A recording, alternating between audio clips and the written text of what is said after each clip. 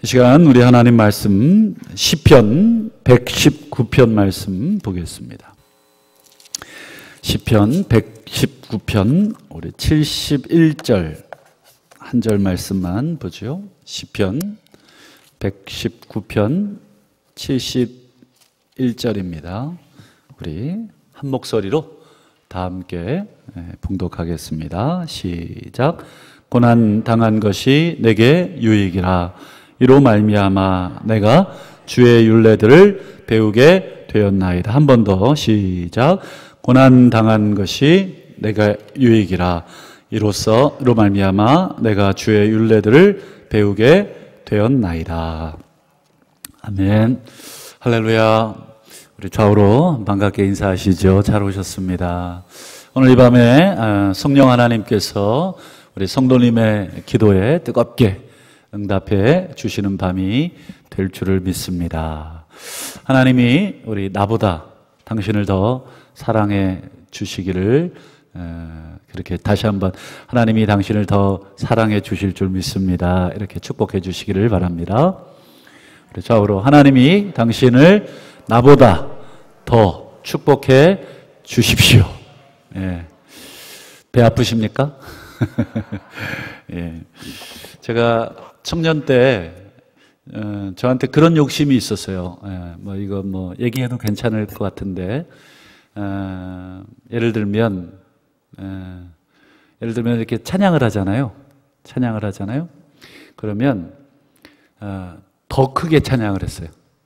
더 크게. 예를 들어서 또 이렇게 앉아서 찬양하잖아요. 저는 일어서서 찬양을 했어요. 또 다 일어서라 그러잖아요. 그러면 저는 손을 들고 찬양을 했어요. 그러면 다 손을 들라고 또 앞에서 하잖아요. 그러면 저는 손을 흔들면서 했어요. 제 안에 이제 아이와 같은 생각으로 제가 물론 하나님이 땅바닥에 앉아있든 일어나든 손을 들든 손을 흔들든 그 기도가 다 하나님 앞에 진실된 기도면 상달이 되지만 제 안에 그런 마음이 있었어요. 하나님, 저 여기 있다고. 저 여기 있다고. 어떻게 보면 간절함의 표현이었던 것 같아요. 하나님, 제가 여기 있는지 왜 모르시겠어요? 다 아시지만 마치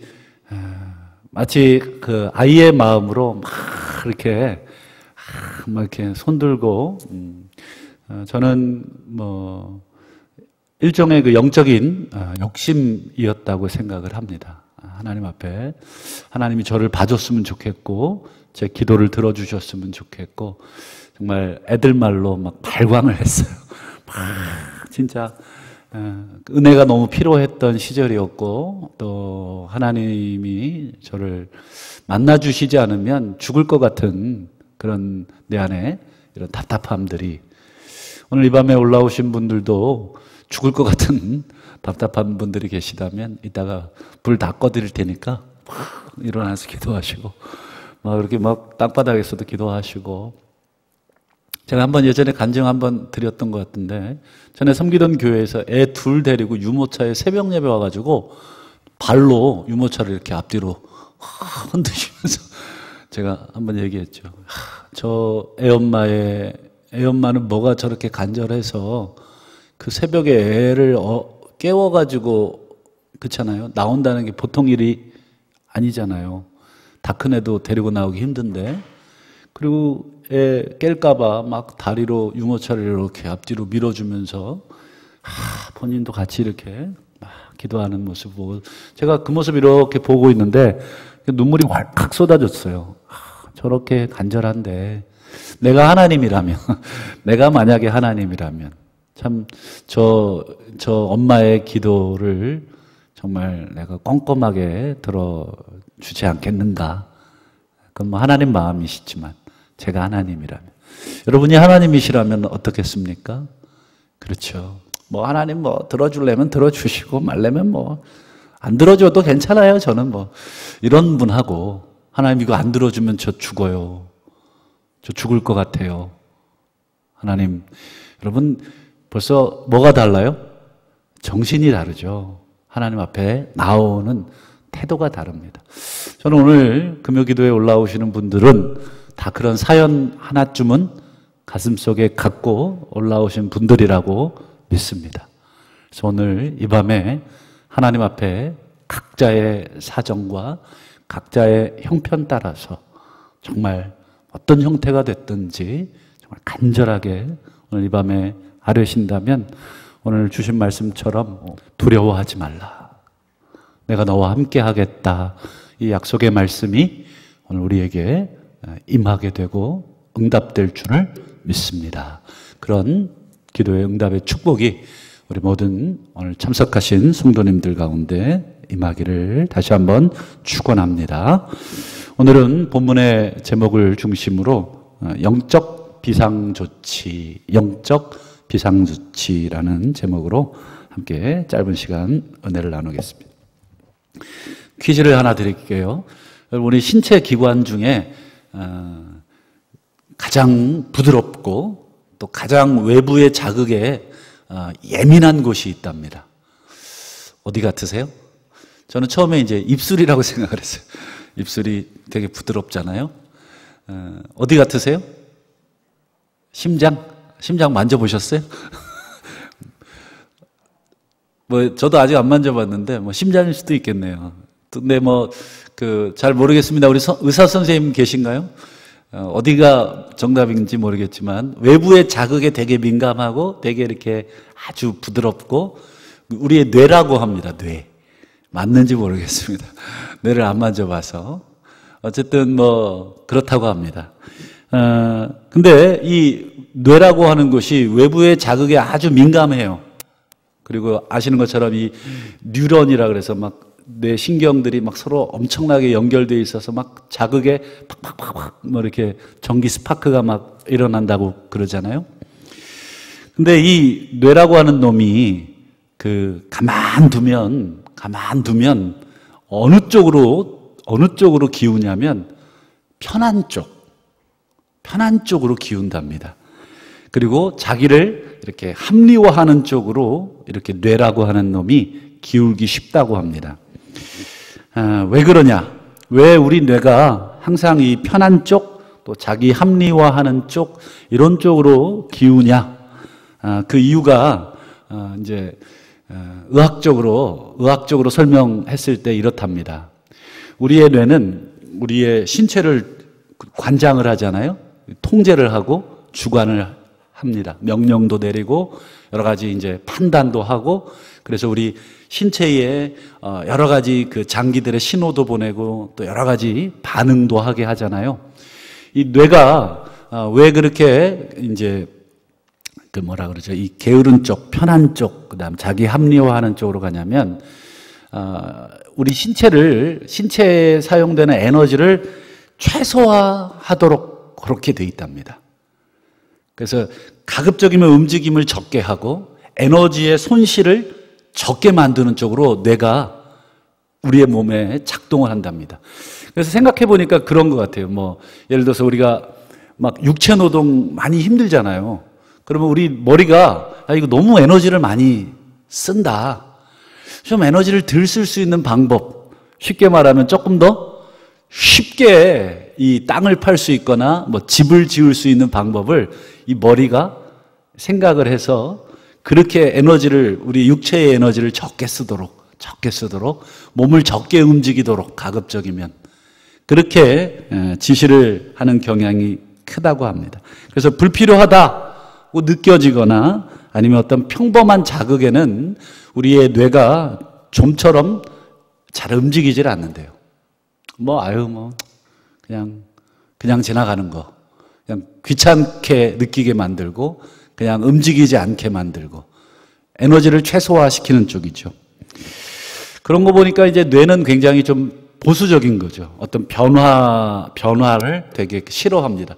변화를 하면 거기에 이제 힘을 많이 써야 되니까. 또 어떤 생각하는 거 이런 것도 그렇게 막 좋아하지 않아요. 그냥 멍하니 있게 하고 막 생각하면 에너지를 많이 써야 되거든요. 어쨌든 이 뇌라는 놈이 그렇다고 합니다. 그래서 제가 한번 가만히 제 자신을 되돌아보니까 그런 것 같아요. 아마 여러분들도 한번 되돌아보시면 우리의 움직임을 최소화하고 에너지를 좀 적게 쓰는 쪽으로 어떻게든지 몸을 좀 안 쓰는 쪽으로 이렇게 자꾸 합리화하잖아요.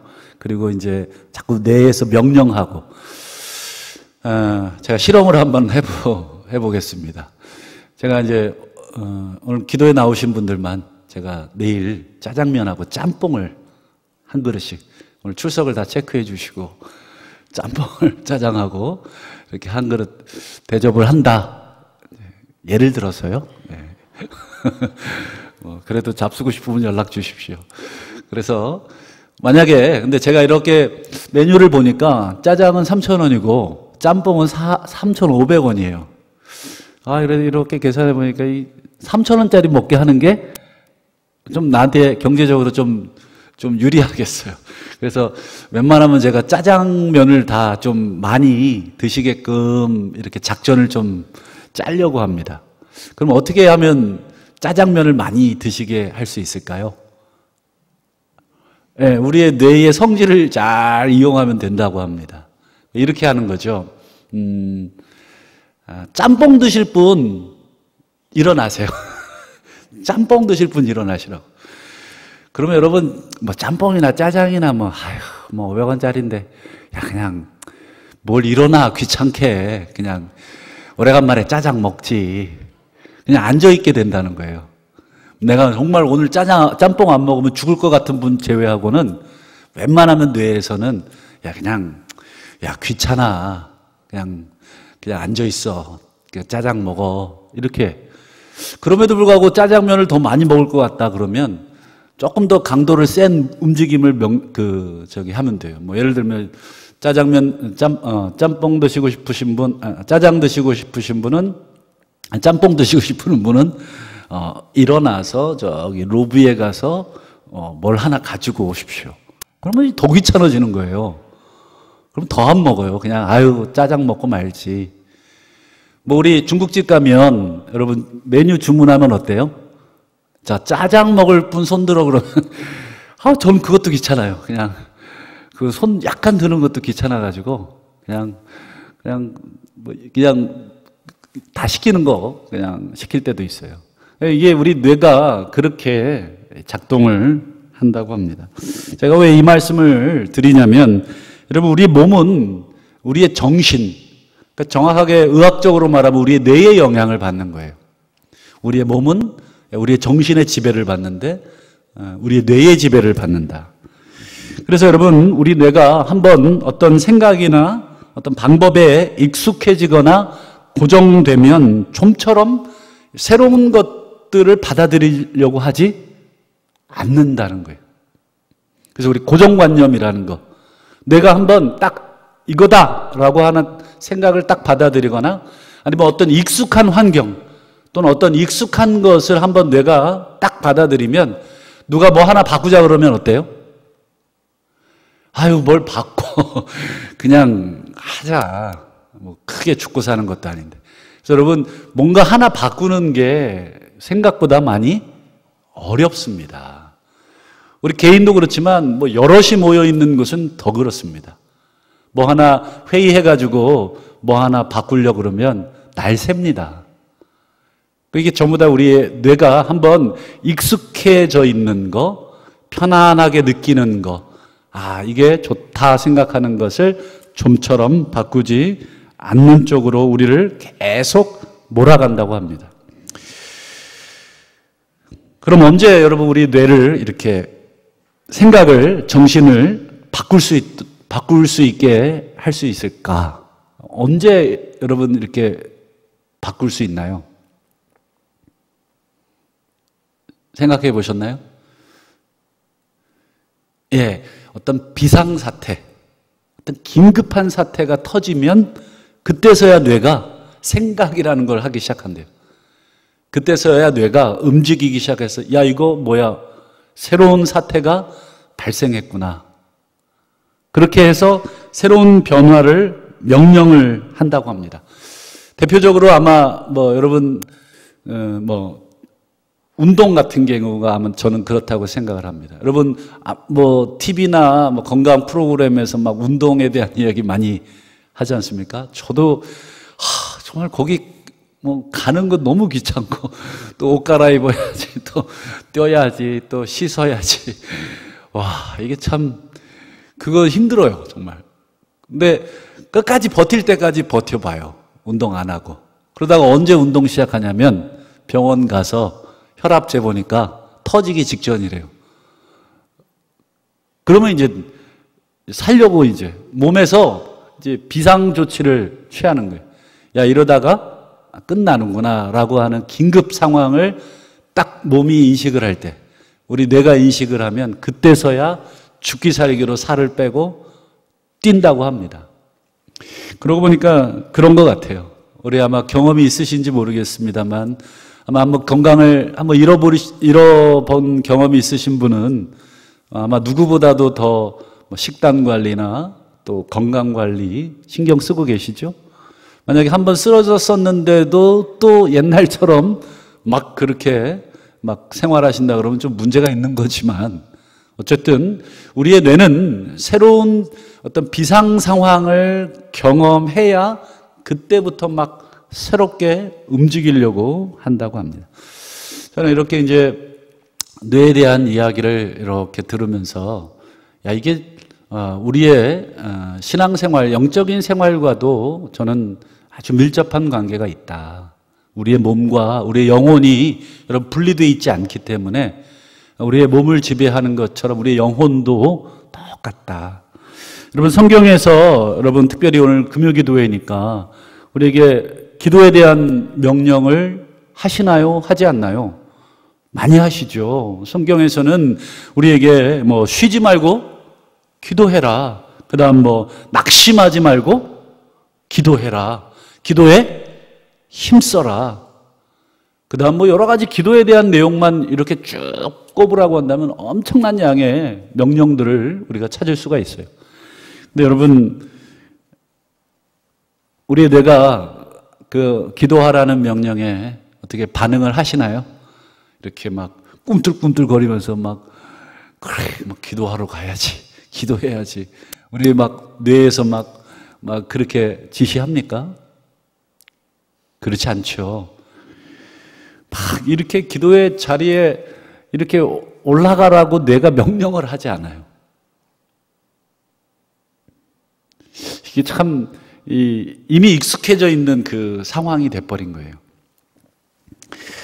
기도에 대한 필요를 전혀 느끼지 않기 때문에 아무리 성경에서 기도를 명령하고 뭘 명령해도 그거에 대해서 위기 상황이라고 느끼질 않는 거예요. 그렇기 때문에 기도의 자리까지 올라가지를 않습니다. 우리의 뇌가 여러분 이렇게 명령을 하는 거죠. 야, 뭐 위급한 일도 아닌데 뭘 뭐 일주일에 3번씩이나 교회를 가냐고. 주일날 한 번 가주는 것도 감지덕지지. 뭐 수요일도 가고 금요일도 가고 어떤 미친 사람은 새벽같이 간다더라. 뇌가 그렇게 막 명령을 해요. 그러면서 또 하는 말이, 야, 한 주간 열심히 일했으면 좀 쉬어라. 그래야 또 뭐 힘을 얻어서 에너지를 얻어서 또 일도 하고 이렇지. 계속 우리에게 합리적인 이유를 뇌가 계속해서 우리에게 지시를 합니다. 성경이 계속해서 우리에게 기도하라고, 힘쓰라고, 쉬지 말고, 또 정말 시험에 들지 않도록 기도하라고 우리에게 막 얘기하지만 우리의 뇌는 익숙한 일상에 그냥 젖어 있도록, 또 우리 자신을 또 합리화하게 하도록, 오늘 피곤한데 또 한 주간 힘들었는데 또 오늘 바쁜데 라고 하는 여러 가지 이유를 들어서 계속해서 이 하나님의 명령에 반응하지 않도록, 마치 우리의 뇌가 이 뱃살이 터질 만큼 튀어나와가지고 혈압이 터져야만 드디어 운동을 하기 시작하는 것처럼 이 기도의 자리에 아무리 올라오라고 해도 올라오지 않습니다. 여러분, 그러면 우리가 언제 정신 차리고 기도하겠습니까? 그렇죠. 뻔한 것입니다. 문제가 터져야 됩니다. 혈관이 하나 터져야 그때 여러분 정신 차리고 우리가 식단 조절도 하고 또 여러 가지 운동도 하듯이 여러분 문제가 하나 터져야 그때서야 울고불며 기도합니다. 그러니까 하나님이 우리가 아무리 기도하라고 우리에게 명령해도 우리가 기도하지 않으니까 여러분 하나님이 우리를 어떤 상황으로 몰고 가시냐면 비상 상황으로 우리를 몰고 가시는 거예요. 갑자기 막 부도가 난다든지. 부도 나보셨죠? 네. 안 나보셨습니까? 네. 아주 익사이팅합니다. 집에 빨간 딱지가 막 다 들러붙고 막. 그다음에 중병에 걸린다든지 또 사고가 난다든지 정말 막 걷잡을 수 없는 비상사태를 막 터뜨리시면 그때 우리가 기도하기 시작하죠. 그러니까 하나님이 어떻게 보면 자그마한 신호를 이렇게 주시는 거예요. 여러분 어떤 건물이든 하루아침에 무너지지 않아요. 붕괴에 조짐이 있어요. 소리가 들린다든지 벽에 균열이 생긴다든지 이상한 집안이 조금 삐뚤어진다든지 여러 가지 조짐들이 계속 조금씩 이렇게 신호를 보내줄 때 그때 여러분 대처를 하면 터지는 일은 없는데 그때 그냥 방치해 두면 꼭 터지게 됩니다. 터지고 나서 뒷수습하려니 더 힘이 들고 후유증도 큰 것이죠. 여러분 하나님께서 우리에게 조금씩 이렇게 문제를 감당할 수 있을 만큼 던져줄 때가 있어요. 자식 문제, 때로는 재정적인 문제, 건강의 문제, 또 여러 가지 관계의 문제, 또 여러 가지 영적인 문제까지 하나님이 조금씩 던져줄 때 여러분 영적으로 빨리 캐치하시는 그런 영적 민감함이 있어야 하죠. 그래야 여러분 큰 것이 터지기 전에 그걸 막게 됩니다. 여러분 성경에 보면 야곱이 딱 그랬잖아요. 여러분 야곱이 20년 만에 집으로 돌아오지 않습니까? 20년 만에 집으로 돌아오는데 누가 기다려요? 형 에서가 기다리는데 몇 명을 데리고 자기를 맞으러 오냐면 400명을 데리고 맞으러 옵니다. 좀 과하죠? 형제간에 사절단도 아니고 무슨 400명씩이나 데리고 옵니까? 여러분 야곱이 형 에서가 400명 데리고 자기 맞으러 온다는 소식에 가슴이 툭 떨어지죠. 완전히 야곱의 입장에서는 형 에서가 400명 데리고 온다는 소식이 무슨 상황이 된 거예요? 비상 상황이 된 거예요. 전혀 예상하지 못했던 상황이 야곱의 스케줄에 지금 끼어든 것이죠. 그럴 때 여러분 야곱이 머리가 엄청나게 돌아갑니다. 막 뱅글뱅글 돌아갑니다.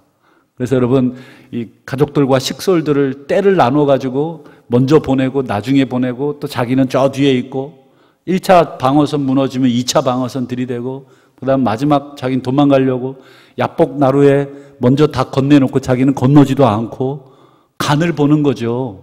형 에서 400명이 앞에 자기 식구들을 어떻게 처리하는지를 보고 나서 자기가 판단하겠다. 이거 얼마나 이 머리를 쓴 겁니까? 그렇죠? 그러니까 여러분 야곱에게 있어서는 형 에서가 비상사태입니다. 저는 개인적으로 이 야곱이 형 에서를 만난 이 사건 이걸 이렇게 보면서 하나님께서 에서를 보내셨다. 그것도 400명 붙여가지고. 왜요? 야곱 정신 좀 차리게 하려고. 여러분 야곱이 만약에 형 에서 혼자 자기를 맞으러 왔다 그러면 그렇게 막 머리 썼을까요? 여러분 1대1은 좀 해볼 만하잖아요. 1대1로 붙으면 좀 이길 만한데 여러분 400명이 오면 감당이 안 되죠. 그러니 여러분 에서에게 400명 붙여가지고 야곱에게 보낸 거예요. 그때 여러분 하나님께서 에서를 통해서 에서를 비상사태로 야곱에게 보낸 것입니다. 그래서 여러분 야곱이 어떻게 해요? 그렇죠. 야복에서 하나님과 씨름하게 됩니다. 만약에 형 에서 400명 데리고 안 왔으면 여러분 야곱은 야복강 건넜어요. 그리고 야복강 안 건넜다고 해도 여러분 그 밤에 하나님의 천사와 씨름했겠습니까? 절대 하지 않습니다. 지금 형의 위협 앞에 형이 자신을 죽이려고 한다는 그 판단 하에 여러분 야곱은 필사적이 된 것이죠. 야곱의 뇌가 완전히 비상사태를 선언하고 가만히 있지 못하도록 평소에 하지 않던 철야를 하도록 만든 것이죠. 간절하게 만든 거죠. 그 몸을 긴장시킨 것이고 그 정신을 긴장시킨 것입니다. 그래서 여러분 야곱이 어떻게 돼요? 살아나죠. 그리고는 여러분 그 야복강에서의 그 하나님과의 씨름, 여러분 그게 딱 끝나자마자 하나님이 그 비상사태를 어떻게 하십니까? 해지해 주시는 거예요.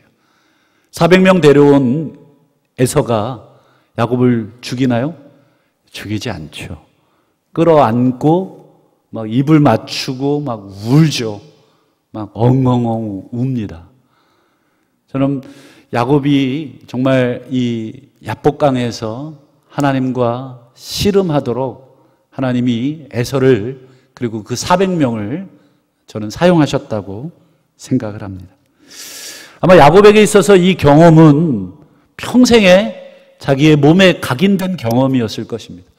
비상사태, 위기의 사태에 자기가 하나님과 씨름했던 그 경험은 여러분 책을 통해서 배울 수 있는 것이 아니라 자신의 몸으로 배운 그런 교육입니다. 그러니까 어찌 보면 우리 성도들에게는 그런 성경 말고 성경을 통해서 우리가 하나님을 배우지만 정말 실제 우리의 삶 속에 비상 상황이 발생됐을 때 그걸 가지고 하나님이 우리를 씨름하도록 그 문제를 주시는 거죠. 그리고 그 문제를 가지고 우리가 씨름해서 하나님으로부터 해결받았던 그 경험이 우리에게 많아야 한다고 저는 생각을 합니다. 물론 여러분 야곱은 뒤에 조금 더 맞아요. 조금 더 하나님 앞에 두들겨 맞습니다. 왜냐하면 이어지는 사건을 보면 딸 디나가 강간을 당합니다. 왜 그 이유가 있죠. 그것도 어쨌든 야곱은 여러 번 하나님이 비상조치라고 하는 특단의 조치를 통해서 정말 야곱을 이스라엘로 만들어가는 믿음의 조상들로 만들어져 가는 그런 과정을 겪게 하고 있습니다. 여러분 물고기, 바다에서 잡은 물고기를 여러분 육지까지 싱싱하게 이렇게 운반하는 방법 아시죠? 거기에 뭐를 집어넣는다고 합니까? 그렇죠. 천적 물고기를 한 마리 또는 몇 마리 집어넣으면 여러분 그 바다에 잡은 생선들이 아주 싱싱하게 펄떡펄떡 뛴 상태로 육지까지 도달한답니다. 이 천적들이 잡아먹으려고 막 쫓아가고 안 잡아먹기 위해서 뱅글뱅글 도는 거죠. 뱅글뱅글 얼마나 피곤하겠습니까? 좀 이렇게 쉬어야 되는데 뱅글뱅글 돌면서 그 물고기들이 어떻게 되는 거예요?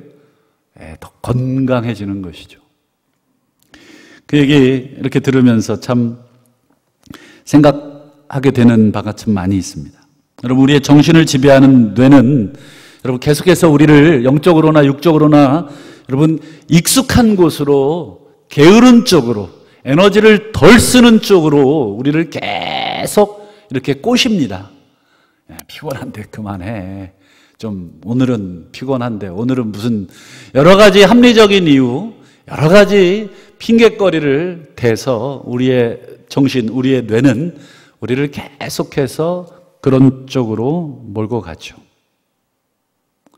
여러분 우리가 평안을 구하죠. 하나님 우리에게 평강 주십시오. 우리 가정에, 우리 자녀들에게 또 여러 가지 우리의 상황에 하나님 평안을 허락해 주십시오.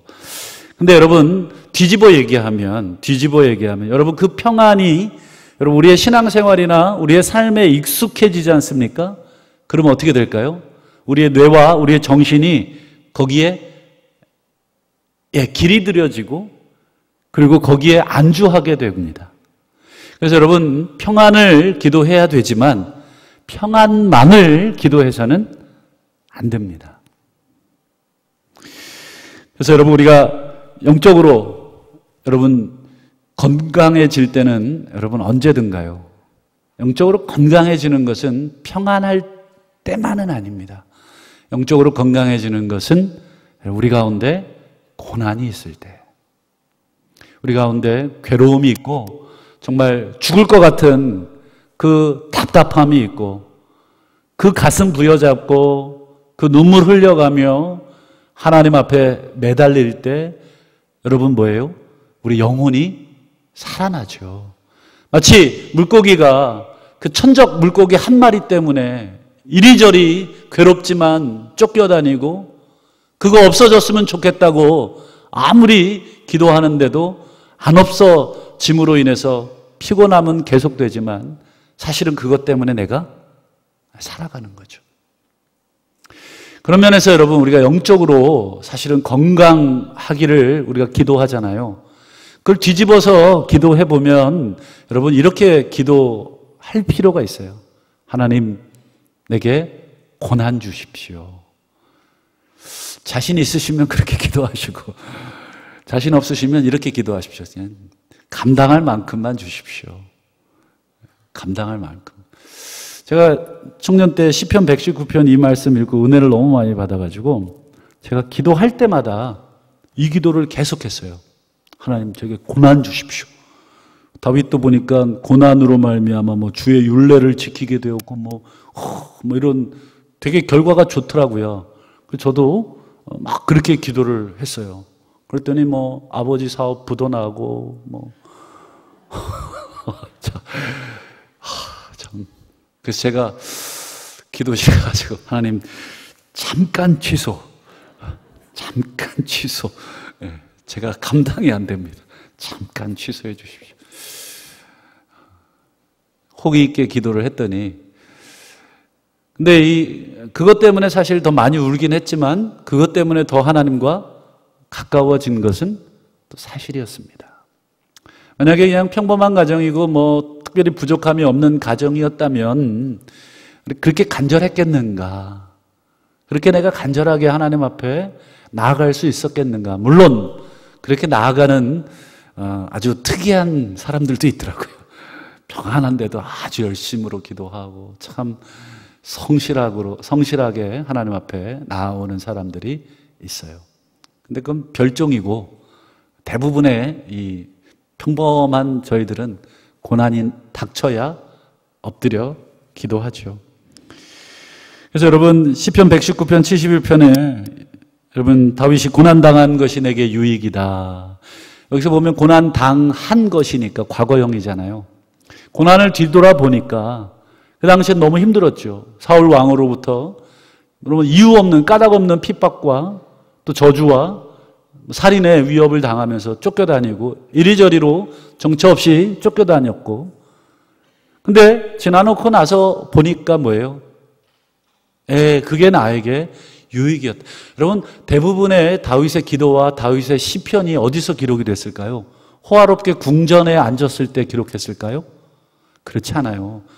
광야 생활 속에서 다 기록한 것입니다. 오히려 여러분, 다윗의 일대기를 여러분 쭉 읽어보시면 사무엘하 11장 밧세바 사건이 나오잖아요. 밧세바를 여러분 취하고 범한 사건. 여러분, 그때 다윗의 상황을 앞부분에 쭉 읽어보시면 하나님께서 모든 대적들을 다 다윗으로부터 물리쳐 주셔서 다윗이 평안할 때였어요. 성경이 분명하게 그렇게 기록합니다. 다윗이 더 이상 대적이 없어요. 자기를 위협할 만한 주변에 대적이 없는 평안할 때였어요. 그때 다윗이 뭐냐면 전쟁이 또 하나가 터졌는데 그때도 전쟁터에 나가지 않고 자신의 궁에 머물러 있다가 밧세바를 범하게 되는 그런 사건을 저지릅니다. 다윗이 여러분 사울을 피해서 광야를 이곳저곳 전전긍긍할 때 다윗이 여러분 죄를 지었을까요? 그럴 가능성은 거의 없습니다. 오히려 평안하게 궁에 있을 때, 자기를 대적할 사람이 없을 그때의 수많은 유혹들 앞에 다윗이 무너진 거죠. 여러분, 우리의 인생에, 우리의 또 육체에, 우리의 경제에 고난의 파도가 휘몰아치신다면 힘들긴 해도 그것은 하나님이 우리의 영혼이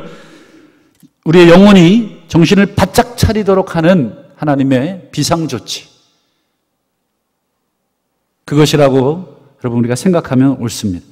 여러분, 내 인생이 왜 이리 힘드냐 생각되십니까? 왜 이렇게 나는 고난이 많은가 느껴지십니까?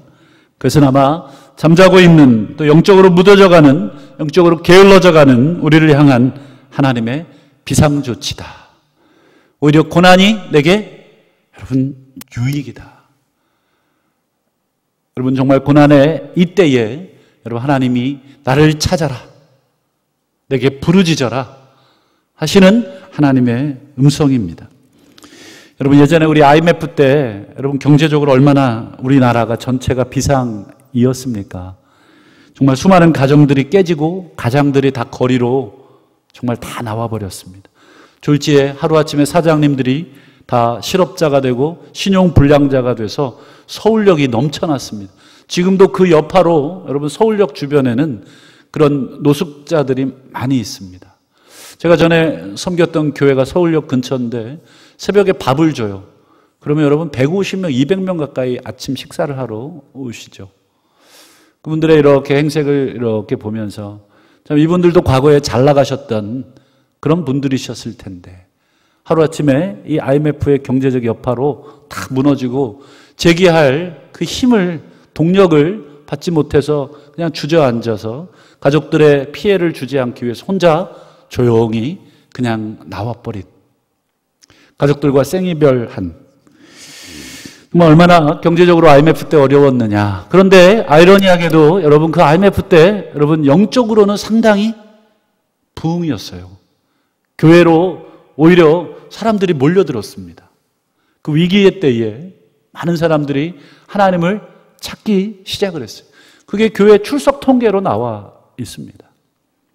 그런 면에서 여러분 경제적인 IMF든 또 요즘 코로나19로 인해서 여러 가지 우리가 힘든 상황이든 저는 우리 성도들로 하여금 정말 다 기도의 자리, 기도에 있는 처소에서의 또 기도하고 계시리라고 저는 생각을 하는데 정말 이때 기도 안 하면 여러분 언제 이렇게 위기의 상황에도 기도 안 한다면 우리가 언제 만약에 평안한다면 기도하시겠습니까?